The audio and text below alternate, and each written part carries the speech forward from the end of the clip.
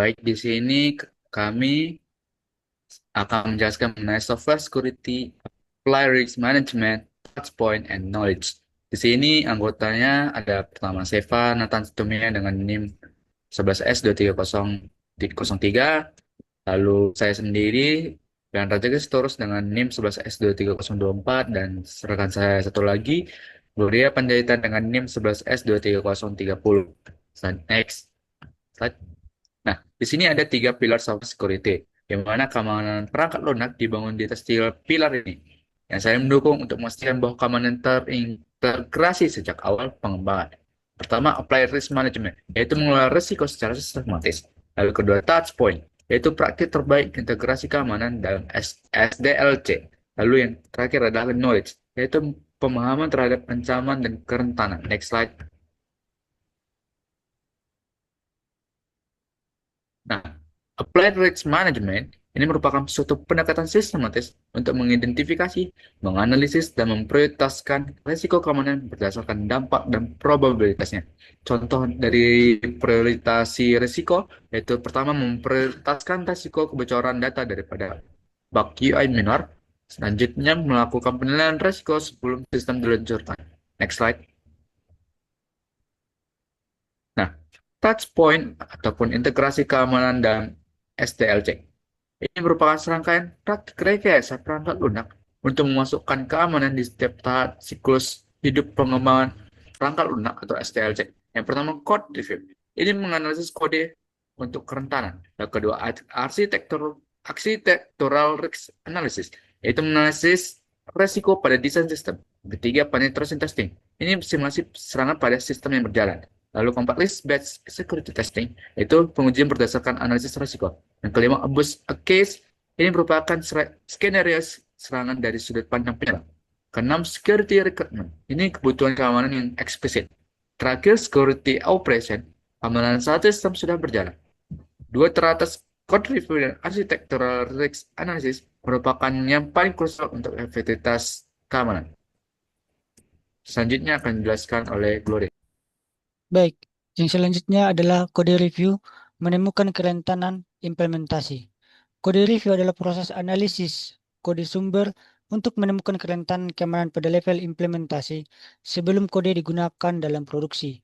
Nah, contoh kerentanannya, misalnya SQL injection. Akibat query database yang tidak aman, memungkinkan penyerang memanipulasi database. Penyimpanan password plain text, seperti password pengguna disimpan tanpa enkripsi, sangat rentan terhadap kebocoran.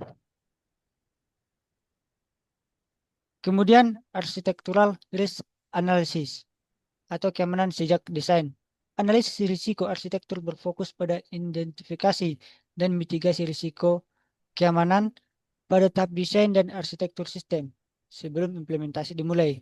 Nah, untuk contoh risiko arsitekturnya ada seperti API tanpa autentikasi, yaitu antarmuka pemrograman aplikasi yang dapat diakses tanpa verifikasi identitas, membuka pintu bagi akses yang tidak sah.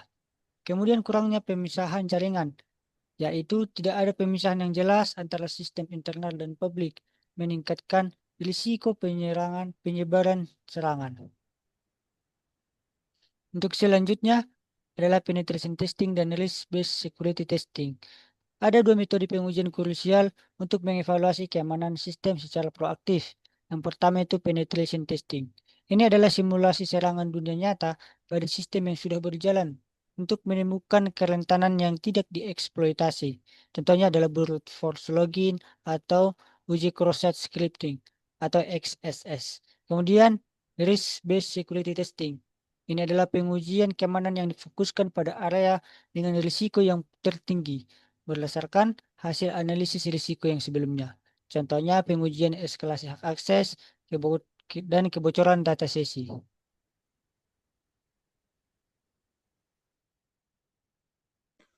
Baiklah, selanjutnya itu ada abuse case dan security requirement.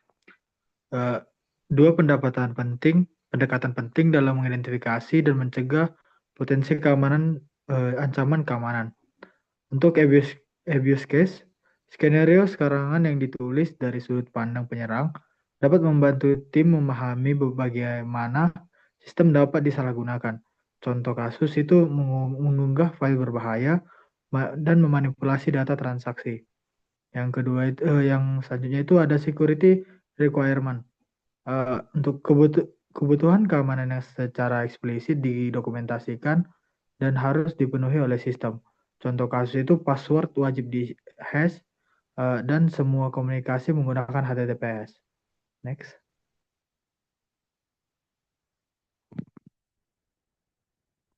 Selanjutnya itu ada security operational dan knowledge.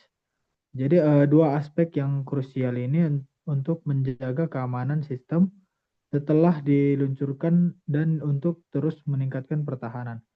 Yang pertama, untuk security operation itu merupakan aktivitas keamanan yang dilakukan saat sistem sudah berjalan, termasuk pemantauan dan respon terhadap insiden.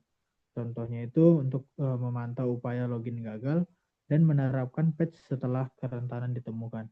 Untuk knowledge it sendiri itu merupakan pemahaman mendalam tentang pola serangan, kerentanan umum, dan praktik terbaik keamanan. Contohnya itu memahami OWASP top 10 dan mekanisme SQL injection. Next. Selanjutnya kita ada guideline untuk proyek Kepal. Jadi untuk proyek Kepal, penerapan prinsip-prinsip ini akan dapat memastikan keamanan yang kokoh dan berkelanjutan. Yang pertama itu security by design, di mana keamanan dirancang sejak awal pengembangan.